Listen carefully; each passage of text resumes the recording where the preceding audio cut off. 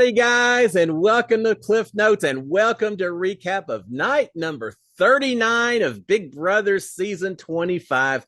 A good Sunday morning to y'all. Hope y'all enjoyed y'all Saturday. The house guests certainly had an interesting Saturday. In fact, it turned into a long evening because we had a punishment that was taken care of. We'll talk about that. But we did have a veto competition yesterday, so we need to talk about that first. So, it's a little bit of an introduction. Cameron HOH, on Friday, he nominated Izzy and Felicia to go onto the block. So, absolutely shook the house up at that point in time. So, we had Cameron, Izzy, and Felicia all competing in the veto. We also had Jag and Jared and Matt. So those are the six that competed yesterday. Feeds came back about 3:30 or so Big Brother time after being down for about 5 hours. It was a long time that these feeds were out. And we quickly learned that the new veto winner holding the veto this week is Jared. Yeah, Jared followed up his HOH win last week. Now he's got a veto competition. He's feeling rather excited about that. Certainly, it's important for him to control a little bit of the game this week. It gives him a lot of power. We're going to talk about conversations he and Cameron had regarding that power as well. But it is a tough situation for Jared because using the veto to pull either Izzy or Felicia off the block would mean a high likelihood that his mom could go on the block, Suri. So he certainly doesn't want to do that, right? So he's not going to want to use the veto. But what if Cameron wants him to or expects him to use the veto? It could really potentially affect the relationship between him and Cameron. So in some ways, I'm a little surprised that Jared won it, but also knowing that Jared wants to show how powerful he is in the house and all that, and wanting to control some of the game, it shouldn't surprise me. But it doesn't matter. Jared won the veto. He's going to have to decide what he's going to do with it at this point in time. And we quickly learn right after the feeds are back, talking to Blue, Jared is already saying he's going to leave nominations as they are because, as expected, he is afraid that Suri could get put up as a backdoor possibility by Cameron, and he's just not sure that she would have the votes if she went on the block. I'm not sure. Now, he's telling this to Blue, and maybe he's just playing her a little bit because I don't know how anyone thinks that Suri wouldn't have the votes over, say, a Felicia if it came down to it. But that's what Jared is telling Blue, that I'm not going to use a veto because I don't think that she didn't say mom, that Suri would have the votes if it came down to it. So he's pretty determined at this point in time. So let's talk about the competition itself. Obviously, we didn't see it. The feeds were down. It'll be fun to watch. But it involved this white elephant competition situation, whereas a person is eliminated, they win a prize. They can either keep that prize or they can exchange it with someone else who has already been eliminated. And it's a matter of punishments and rewards and a veto as well. So it's that competition. It's always a fun one. I was so disappointed I didn't get to compete during my season, this particular competition. One of only 2 vetoes I didn't compete in, but that was a competition they had yesterday. It involves some sort of spinning, as this thing normally or often does, and rolling balls, perhaps, of some sort. We heard of some of the house guests talking later about they provided ginger snaps. That happened during my season as well. Nick, in particular, got very nauseous after this competition. We weren't allowed to take any anti-nausea medication, but they did give us ginger snaps, which I guess helped the situation. I don't know. But, so we did have several house guests talking about how they got a little sick to their stomachs trying to spin around. Jared talked about how fast this thing spun around. So that was the competition itself.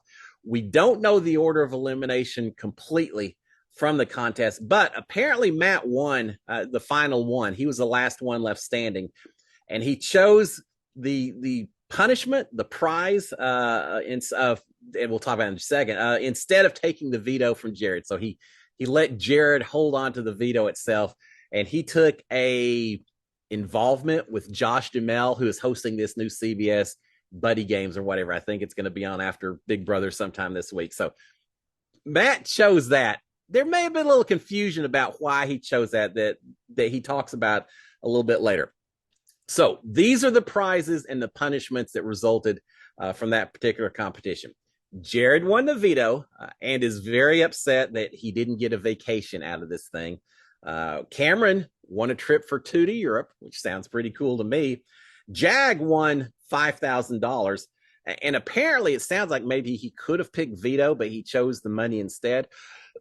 Jag may not have wanted to be in a situation of having that veto and kind of being locked in with Cameron as well. But I don't know.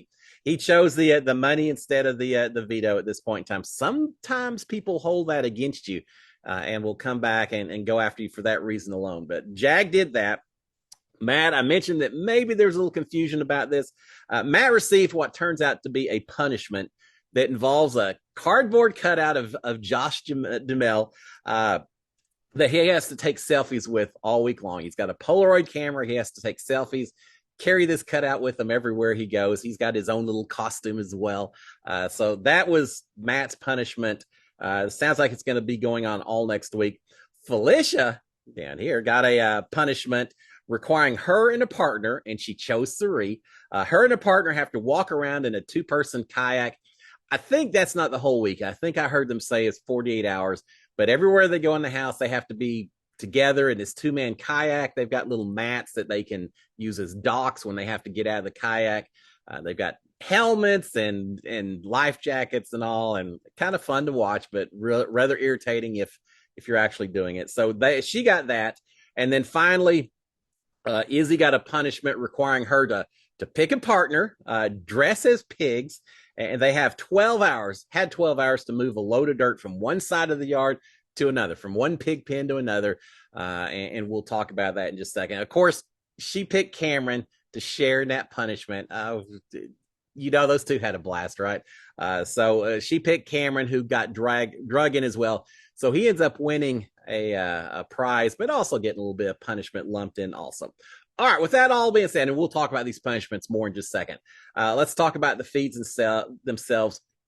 We've got Jared and Blue in the scary room. Jared's just not happy about a lot of things. He's not happy that he ended up with the veto instead of a vacation. Blue saying, well, where would you have wanted to go? And he's like, I don't know, France. And she said, I just came back from there last week. It was not that great. I'll take you somewhere on vacation, Jared. So she's trying to calm him down a little bit. But he's not happy about that. He's not happy about anything at all. He's griping a lot about America and Corey. And it seems like what he's really upset about is he keeps saying that they're throwing competitions. They're not trying to win, that he's just tired of it. He says it's become personal against the two of them. They don't deserve to win anything in this game. He's saying if it comes down to it, I'd rather have anyone win over them. It's a personal deal for me at this point. They're not trying. They're not contributing. Jared is talking about Corey, saying Corey's becoming a problem for me. He's saying, what do I need that guy for? If he's not even going to try to win anything at all, what do I even need him for? So not happy at all. He's also saying that if he wanted to, he could really blow up Corey's game. And I think what he's talking about is the fact that he knows that Corey has a brother, Zach, who played on Survivor. I'm not sure that's blowing up the game as much as he thinks it is, but he mentions that he could really blow up Corey's game. I think he says something about he could blow up America's game as well. So blah, blah, blah, blah. Jared's just not having a good day. Maybe he's just feeling the pressure of knowing he's going to potentially be having some conflicts with this veto itself. So we've got that. We did have a quick celebration hug at one point between Izzy and Jared and Suri. They're happy. I think they realized that with Jared holding the veto, they shouldn't be on the block together, and they should be able to send Felicia out the door. And I say should be because Cameron's still trying a few things here or there, but they have a quick little celebration that Jared won the veto and that maybe they have some control over their fate at least. All right, we've got Jared talking to Cameron up in the HOH room at one point. Cameron's asking if Jared wants to play it safe. And again, Cameron always talks in a little bit of these riddles and all that. He's saying, yeah, I just want to know, do you want to play it safe or do you want to keep on playing? And Jared's like, well, yeah, man. And he's saying, look, he said, you can either keep the nominations the same, Jared, or you can keep on playing, use it. We'll put someone else up and we'll have the rest of the plan. And at first he won't tell Jared what the rest of the plan is, saying, well, if you're not going to use the nomination, I don't even need to tell you what it is. But eventually he spills the beans. He's so excited about it. He wants to get Jared on board. The idea that he has that he would like Jared to consider, and not just consider, that he wants Jared to do, is to have Jared go ahead convince everyone that he's not going to use a veto, let Felicia just absolutely spiral for the next 48 hours thinking that she's going home. Then at the veto ceremony, Jared surprises everyone by using the veto, pulling Felicia off the block, at which point Cameron puts up next to Izzy Sari.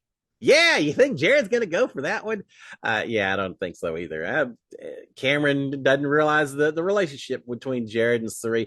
And now, you would think that Cameron, even if he doesn't know about the mother, son, and all that, that he would know that Jared's pretty tight with Felicia and with Sari, and maybe wouldn't go into that, go along with that idea so much. But Cameron's all excited about it. Man, we're gonna backdoor Sari. Now, I think he still wants Izzy as a target, so I shouldn't say backdoor. The idea is he wants to scare Sari a little bit as well. He wants to scare Felicia, get them going after each other, put Sari on the block, and then at the end of all of this, Izzy's the target. He wants to send Izzy home. Imagine that, right? So that's his game plan that he wants Jared to go along with and make happen.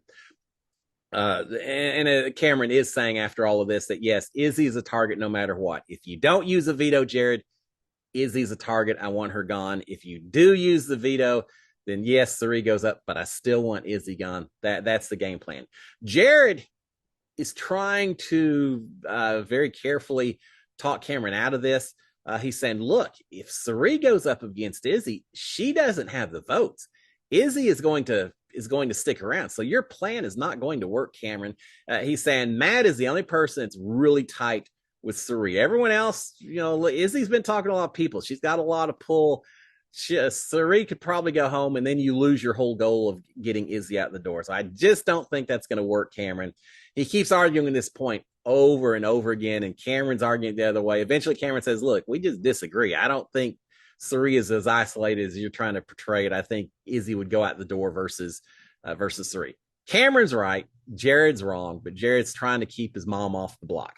All right, Cameron really wants Izzy gone, but he thinks that Felicia would be voted out against Izzy. So forget about Sari for just a moment. If you had Felicia and Izzy staying on the block, then who's going to go? And that's Cameron's concern, is he wants Izzy gone, but if he can't get Jared to use a veto and it's Izzy up there against Felicia up there against Izzy, he thinks it's more likely that he loses Felicia instead of Izzy. And that's not his goal this week. So he's going to continue the full court press on Jared to try to get this veto used.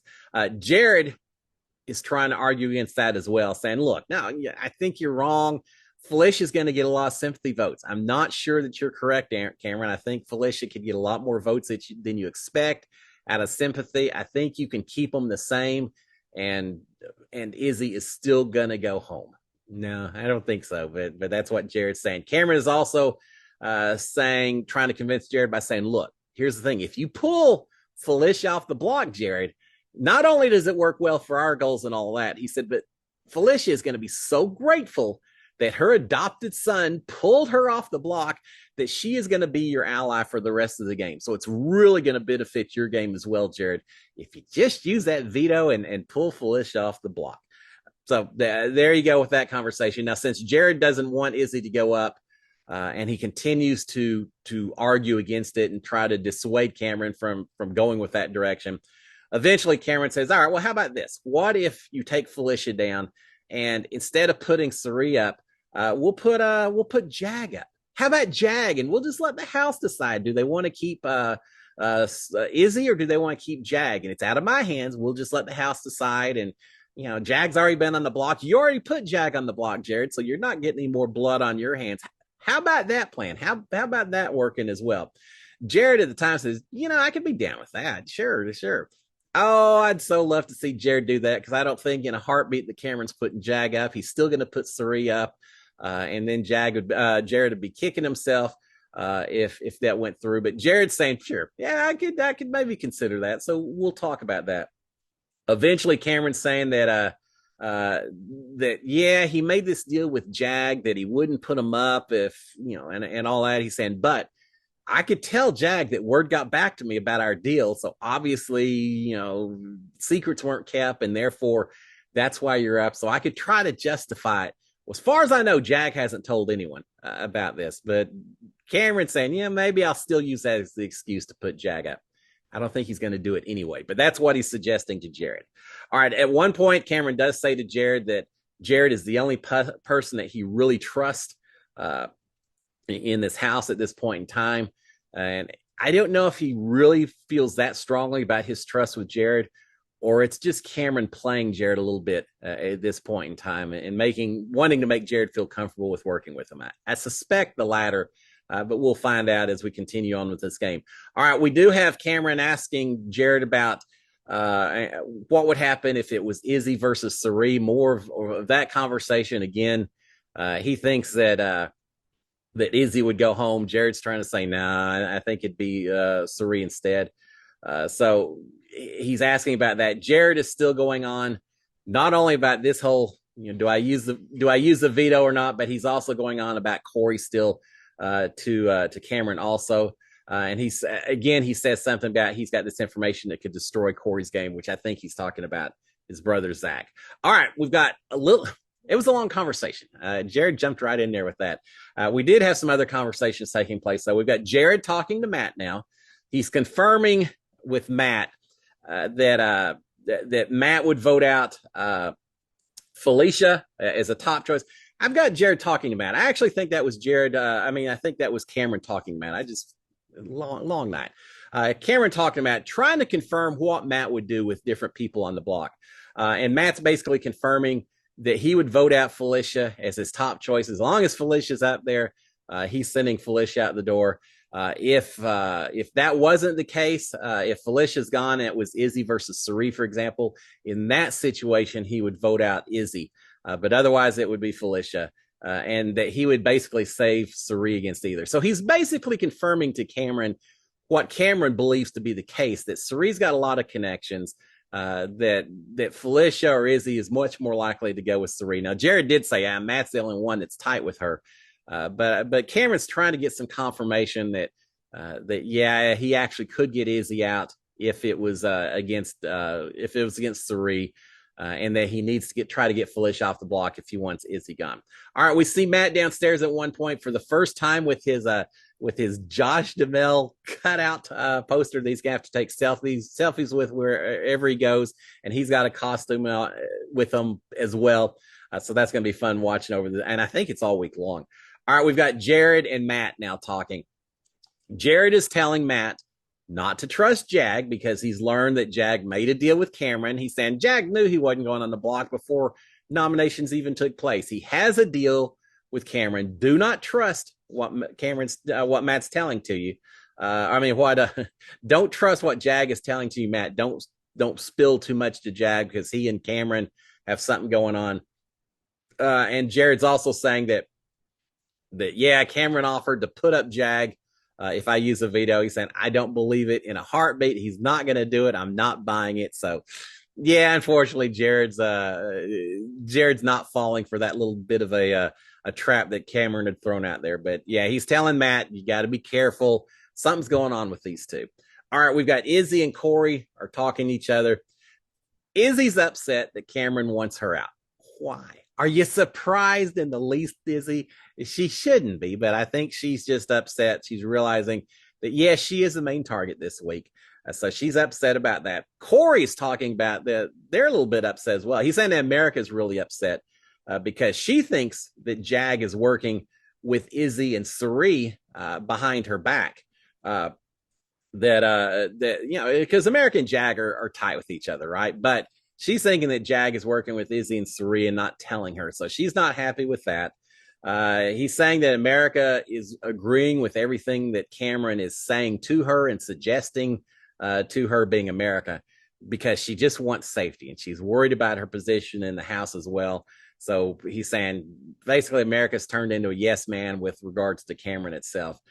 Izzy is talking about Jared and she's saying, look, Jared is mad because America has been telling people that Jared is close to Cameron, pointing out that they're spending a lot of time together and all that. Well, you can't be mad at someone for pointing out, for understanding, for recognizing what's going on in the house right now. And yes, Jared he just got through spending so much time talking to Cameron upstairs, but he's upset. He feels like America's making him look like a little bit of a target because she's pointing out that yes, he and Cameron have been kind of tight with each other here lately.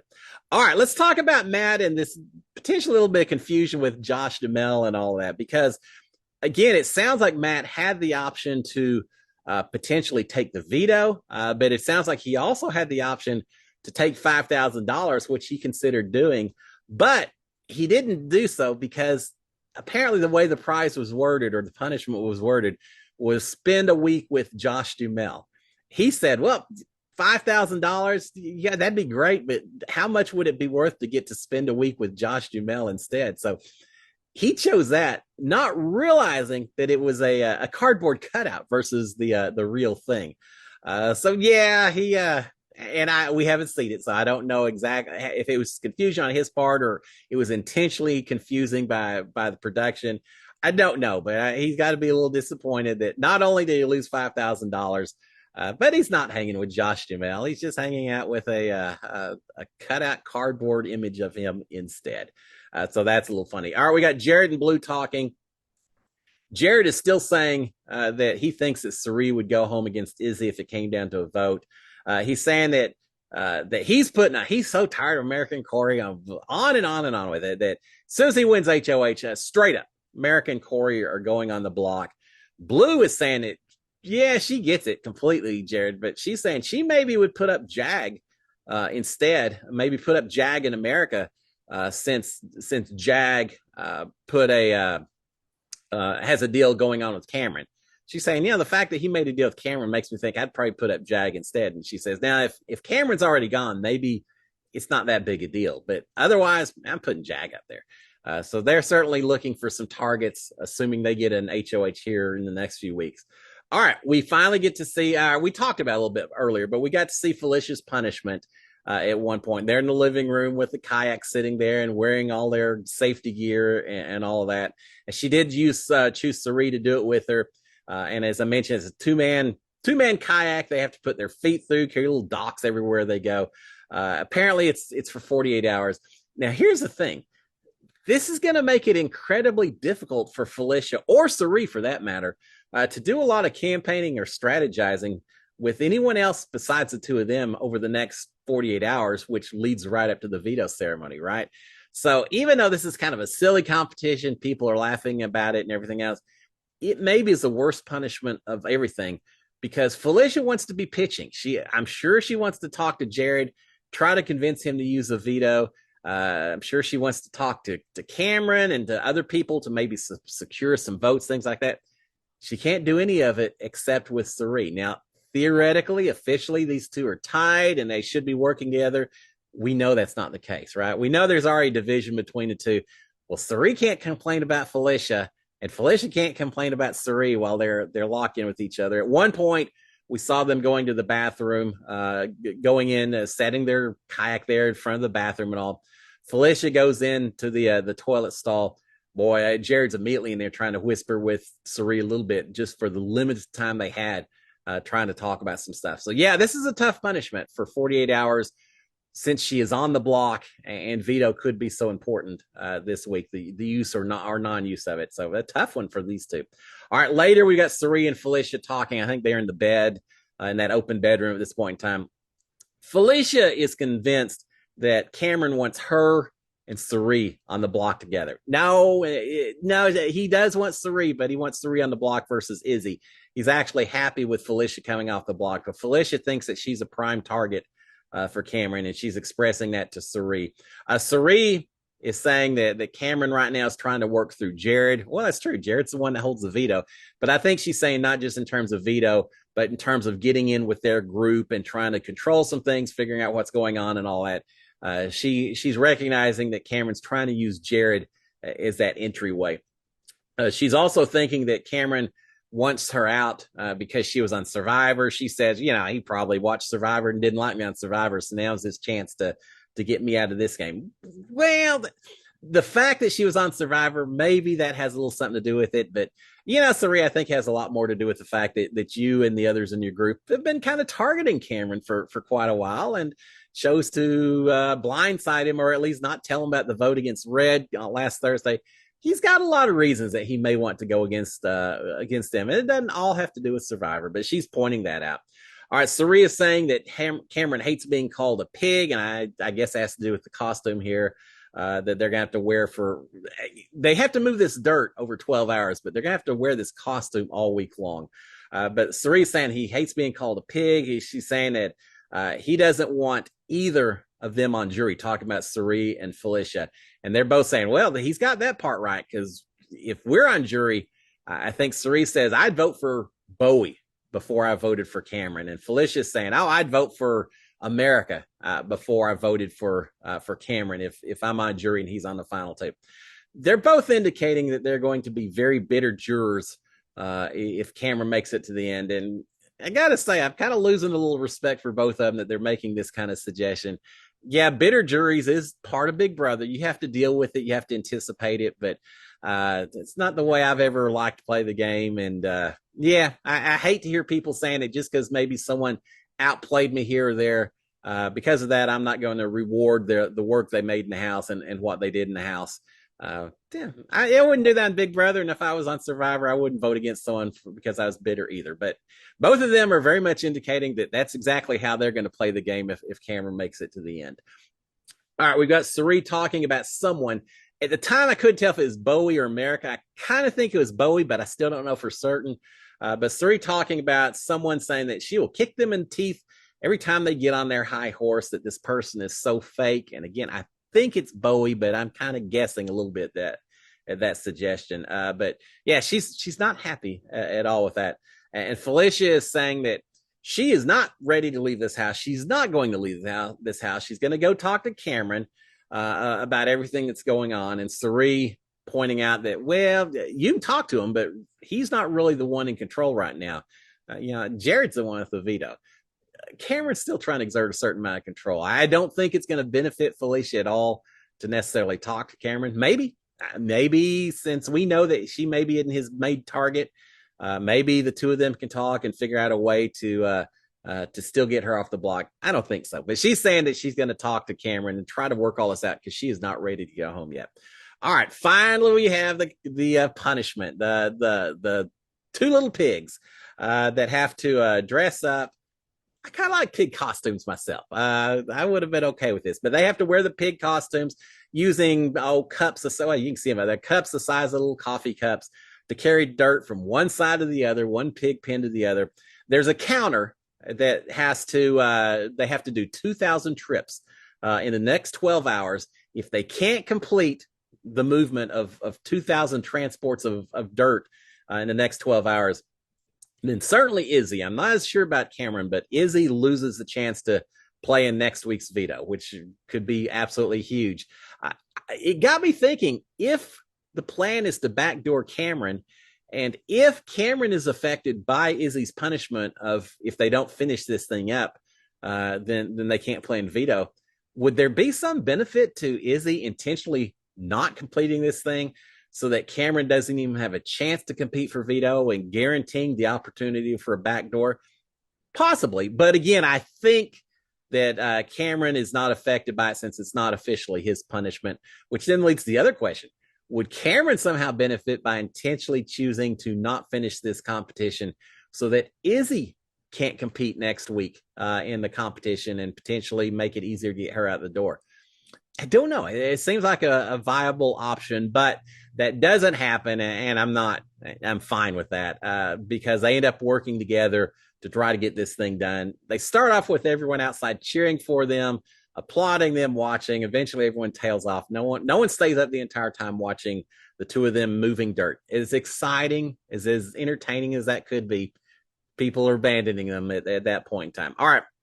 We did have a little showmance going on. I think Jared and Blue were a little too busy griping about a whole lot of stuff to fully explore their showmance. They've already done that anyway. But we had America and Corey going a little further with some of their midnight activities as well. This was their night in the have-not room, and so they and it's just the two of them in the have-not room together. They chose the swinging bed, the hanging bed to share with each other. Maybe it did start strong. The main topic in the beginning seemed like it was Applebee's. America saying that's the only tourist attraction they've got in their town, and Jared saying, Jared. Yeah.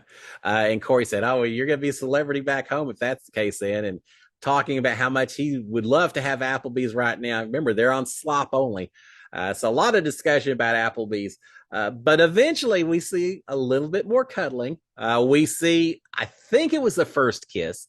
At least the first one I remember seeing on the feeds, but a little bit of kissing, which turns into a little bit more of making out. And Corey's so funny. Corey at one point says, this is great, but how do you know when to stop? Well, we're kissing, but how do you know when to stop? And America said, I'm going to teach you a few things here and now. I'll teach you about kissing. So she's giving them a few pointers here and there. So we've got another showmance. In fact, they actually called it a showmance during their discussion. So a showmance in bloom taking place in the Have Not room last night. All right, we've got Felicia and Suri and Nicole in the open bedroom. Felicia is still thinking that Cameron wants Felicia versus Suri on the block come Thursday. Now he wants Izzy and Suri on the block, Felicia, but that's what she's thinking. Nicole is referring to Corey and America as Tweedledee, Tweedledum. There's just a lot of people not happy with America and Corey right now.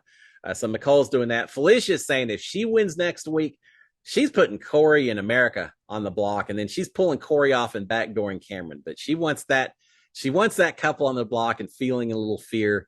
And then at the end, she'll still backdoor Cameron after all is said and done. I don't know if everyone is upset with America and Corey because they feel like they're throwing competitions, or it's more just because they're playing the middle and they're doing it pretty well, and they haven't, as much as there's been talk about targeting him so far, not so much. Corey was on the block week number 1, but since then he's been somewhat safe. America is safe, so maybe people are just a little upset that by playing the middle, they don't have quite as much stress going on this week as others. So Felicia saying, I'm putting Corey and America up, even if I do backdoor Cameron afterwards. Conversation after that turns to Matt.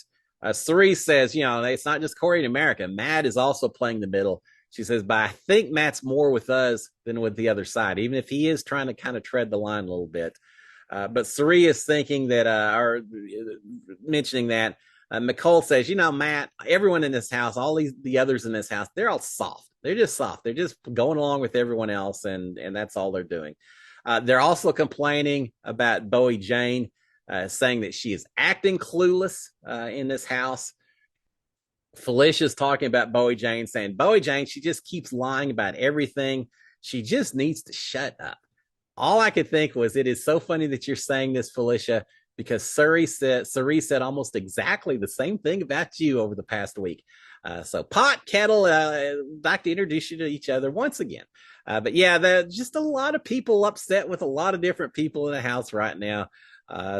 Bowie Jane, America, Corey, just a lot of folks. So yeah, Felicia is saying that she's just kind of tired about Bowie Jane. She's ready to get her out of the house as well. They're deciding that they need to go talk to Cameron and let Cameron know how Bowie Jane has been acting. It's all just an act. She's just acting clueless, but she's not really. And I guess they want to try to split up Bowie Jane and Cameron a little bit and make sure these two don't work together. Yeah. So they mentioned that. All right, we've got Matt and Bowie Jane talking with each other. Funny how the segues continue. Matt and Bowie Jane are talking. Matt saying that really the goal of the veto competition was to keep the veto away from Felicia. He's talking a little bit about choosing the money versus the trip versus the Josh Duhamel cutout and all that. He's saying at the end it was just to keep the veto away from Felicia, and we did that. Bowie is talking about the fact that she'll vote however they want her to vote. I'm not sure exactly who they is at this point in time, but she'll vote for however they want to vote. She doesn't really care who goes home amongst the ladies on the other side. And I get that. Don't get your hands too dirty. Just go with the house. And whether it's Izzy, Suri, or Felicia, I think Bowie Jane's happy with any of them. So she does mention that.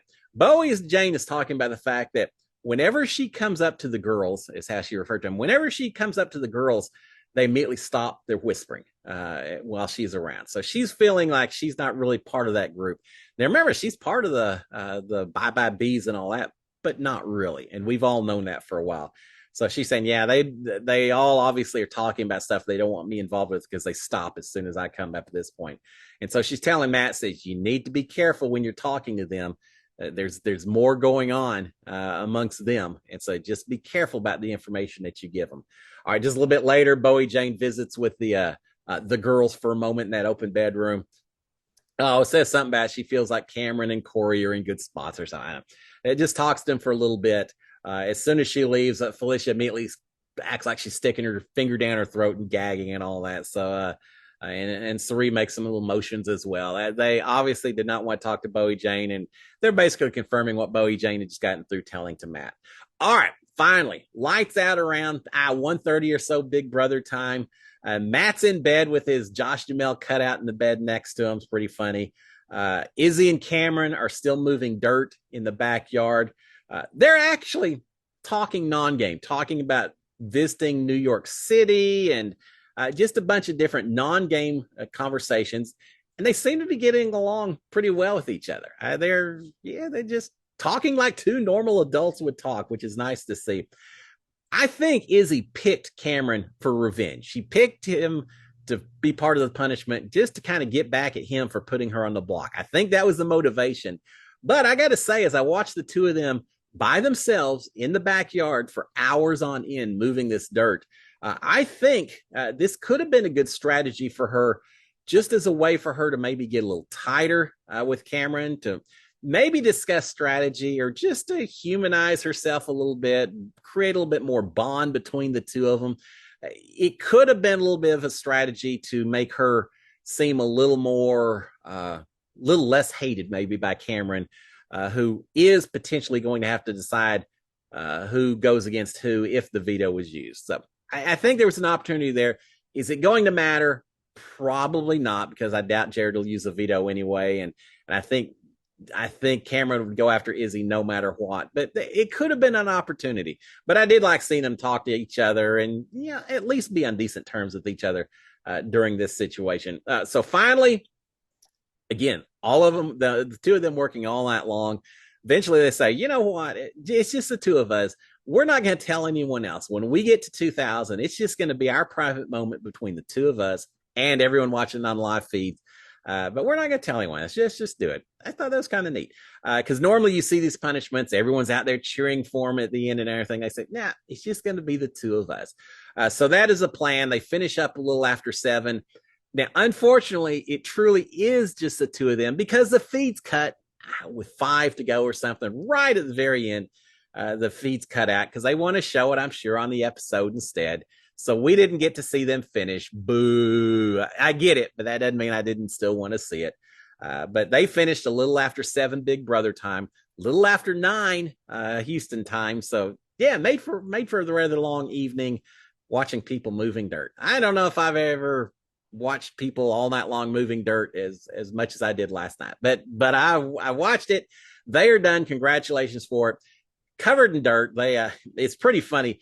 They go into the storage room, and because they're gonna have to wear this costume, not just moving dirt, but for the whole week. They go in to get a new costume.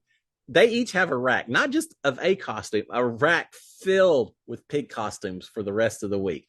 It's a little funny when they saw those things. So they see their costumes. They both change clothes again a little after 7. By 8 o'clock or so, they've switched into their new fresh piggy costumes, and both of them in bed. Now here's the kicker. Apparently, they have to share a room together. They have to stay together because there was conversation earlier. Cameron saying, "I'm making her sleep on the floor. She's not sleeping in that HOH bed with me." And Izzy was talking as well, saying, "I'm not sharing that bed. I'm not getting in that bed. I'll sleep on the floor before I do that." Well, apparently that's what happened. Watching the feeds when they got in bed right before I started recording this, Cameron's in bed in his piggy costume, and it looks like Izzy is over in the far corner sleeping on the floor, also in her piggy costume. So yeah, they're having a share room, but they're still not necessarily the best of friends with this. And with that, again, 8 o'clock or so, I said, all right, that's it. I'm going to shut it down while I can. So it led to a long evening. But in summary, here's the deal. Jared's got the veto. I don't think he's going to use it. Cameron wants him to use it. I think it's going to hurt their relationship a little bit when Cameron realizes that it's not going to be used. I think it's going to hurt a little bit more when potentially Felicia goes out the door, which I expect to see because that is not Cameron's goal this week. but that's the way it goes. When you decide who you're going to put on the block. So there you have it, guys. I hope y'all have a fantastic Sunday. I'll be back tomorrow. We'll see what happens, if there's any change that occurs in how this veto is going to work. I doubt it, but we'll see. But until then, y'all have a fantastic Sunday. SKD 143. Cheers, my friends. Bye.